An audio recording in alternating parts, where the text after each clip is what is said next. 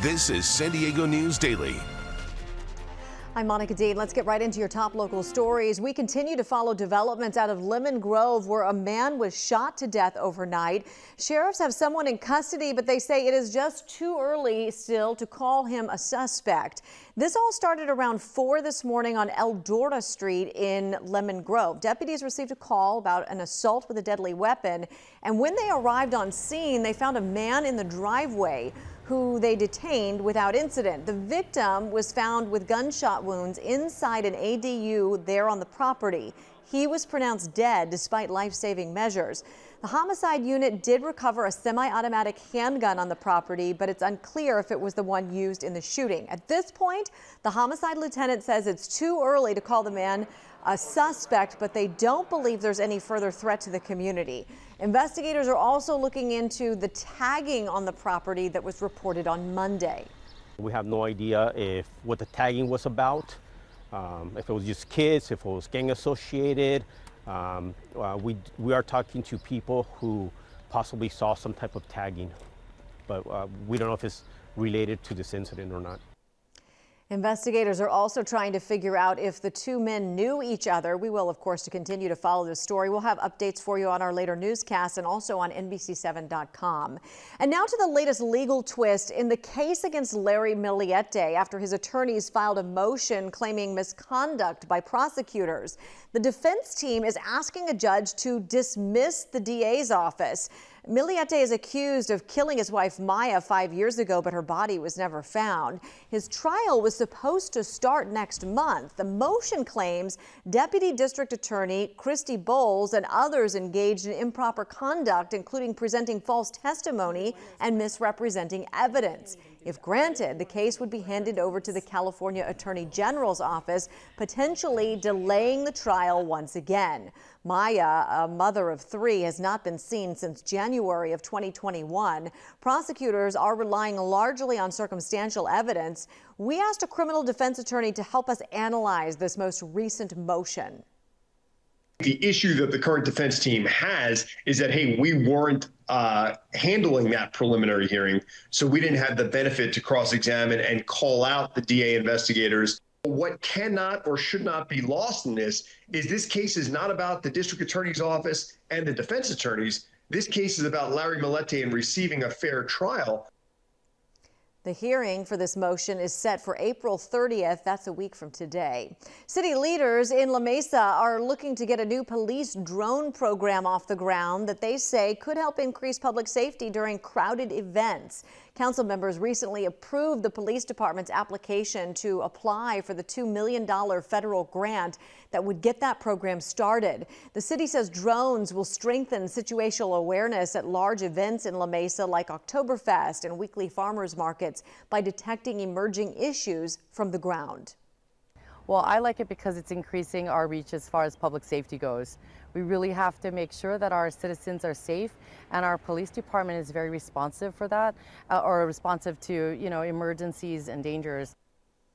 Similar programs have already been launched in both Oceanside and Chula Vista. The city expects to hear if they win the grant sometime around July, and if they do, the pilot program could run late next year.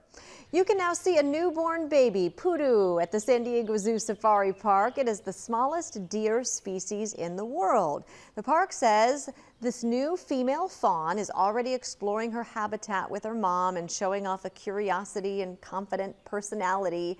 Even when full grown, Pudus stand just over a foot tall. They're native to the forests of South America. Sure cute, aren't they? Chief Meteorologist Sheena Parveen joins us now with a look at your forecast. Hi, Sheena. Hi there. As we head through the afternoon, it's going to be a little bit warmer than yesterday, mid-70s, inland low 70s at the coast. We'll see increasing sunshine this afternoon. Mountains mid-60s, deserts about the mid to upper 80s. Tomorrow's still going to be a nice day, inland mid-70s. This weekend we cool down. We'll have a west coast storm that'll give us some shower chances, mostly late in the day Saturday evening, Saturday night, but high temperatures inland will be cooler, upper 60s. We could have a lingering shower chance early Sunday, then we dry out through the day, and then next week looks pretty good. Your 10-day forecast coming up. Thank you. NBC7 and Telemundo 20 are looking for exceptional nonprofits focused on making communities stronger. Does that sound like you and your team? Then apply for a local impact grant. Visit NBC7.com. Application ends tomorrow. Cuenta con Telemundo 20 y NBC7 investiga y responde para indagar a fondo. Marque a Telemundo Responde. Para obtener respuestas. Telemundo está para mí. Cuenta con resultados. Telemundo responde, que hablen. Cuenta con un equipo que se preocupa por ti en 2 idiomas. Y cuenta con que cuidemos la seguridad y el bienestar de tu familia. Somos Telemundo 20 y NBC7 investiga y responde. Cuenta con nosotros. This is San Diego News Daily. I'm Monica Dean. Welcome back. Today, UC San Diego will come to life with an immersive display of visual and performing arts from local, national, and international artists. The Without Walls, or WOW Festival, is back through Sunday. NBC7's Audra Stafford has a sneak peek.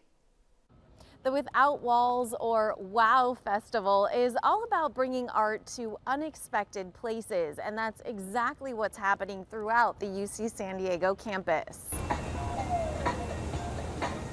We're looking for places to put performances and experiences anywhere you can imagine. Like on a bike or under a giant lamp.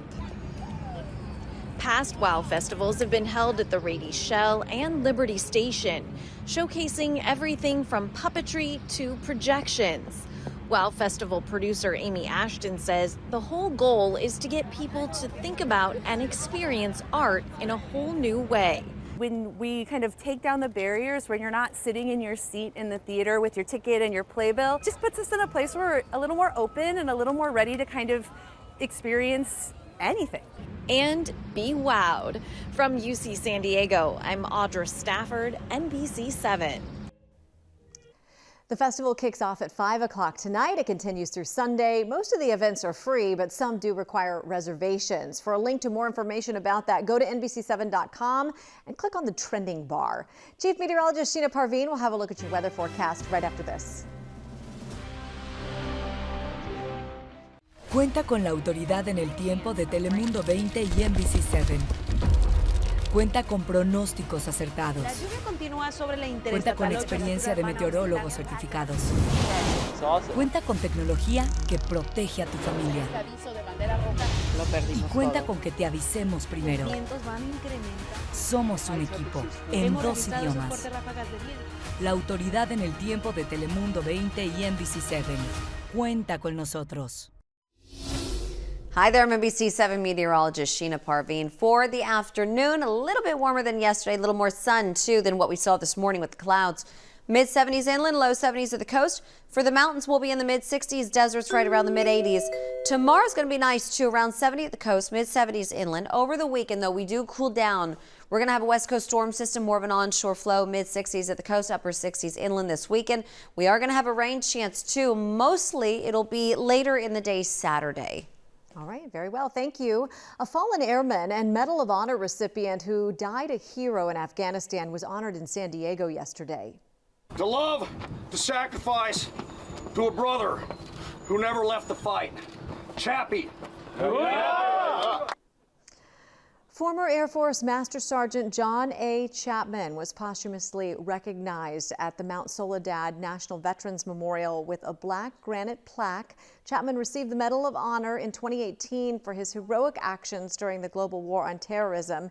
He was a special tactics combat controller attached to a Navy SEAL team in 2002 when he rescued a missing team member that had fallen out of a helicopter during live enemy fire. He recognizes more men will die if he doesn't sacrifice himself. Even in the process of dying, which is what was happening to him at this point, he rises,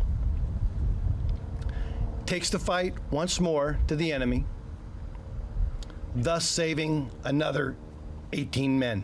So he didn't get to see his daughters grown up, and I think, that's a responsibility when I talk about continuing John's legacy. I think the onus is on us to step up for John and continue to raise his daughters.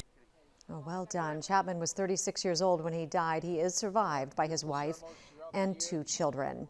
More coverage you count on at NBC7.com. Thanks for watching. Have a great day.